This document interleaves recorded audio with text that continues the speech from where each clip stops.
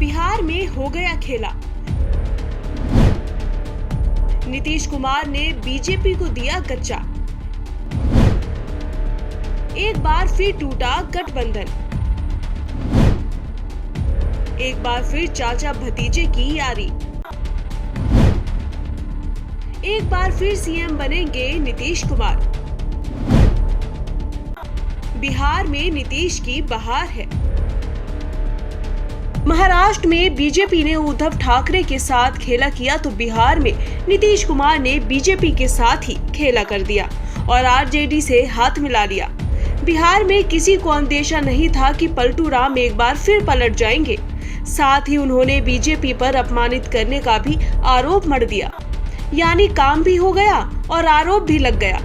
एक बार फिर से नीतीश कुमार मुख्यमंत्री बनने जा रहे हैं और उनके साथ महागठबंधन की टीम खड़ी है, यानी कि तेजस्वी यादव। कहीं ना कहीं आप कह सकते हैं कि एक बार फिर से आरजेडी को संजीवनी मिली है और पलटू राम को बीजेपी से मुक्ति। यानी यूं कह सकते हैं कि बिहार में नीतीश की बहार है और साथ में आरजेडी का तड़का भी। इसकी पुष्टि तभी हो गई थी जब लालू की बेटी ने ट्वीट किया था, राज तिलक की करो तैयारी, आ रहे हैं लालटेनधारी। तभी से ये तय हो गया था कि नीतीश कुमार बीजेपी का दामन छोड़ रहे हैं और आखिरकार वही हुआ। नीतीश कुमार ने राज्यपाल को अपना इस्तीफा सौंप दिया और एक बार फिर से मुख्यमंत्री पद की शपथ लेने की तैयारी करने जा रहे हैं, और वो भी नए चेहरों के साथ। कयास ये भी लगाया जा रहा है कि इस बार बिहार में 2 डिप्टी सीएम होंगे, यानी आरजेडी कोटे का तो दूसरा कांग्रेस कोटे का। यानी आप साफ कह सकते हैं कि दोनों ही दलों को संजीवनी मिल रही है, वो भी नीतीश कुमार की वजह से। अब आपको बताते हैं कि बीजेपी से नाता तोड़ने की मुख्य वजह क्या थी। कभी नीतीश कुमार के करीबी माने जाने वाले आरसीपी सिंह के जदयू से इस्तीफे की वजह से नीतीश कुमार भड़के हुए थे और उन्हें लग रहा था कि पार्टी में बीजेपी बड़ी सेंधमारी की तैयारी कर रही है। फिर क्या, नीतीश कुमार ने आओ देखा न ताओ गठबंधन तोड़ने का ऐलान कर दिया।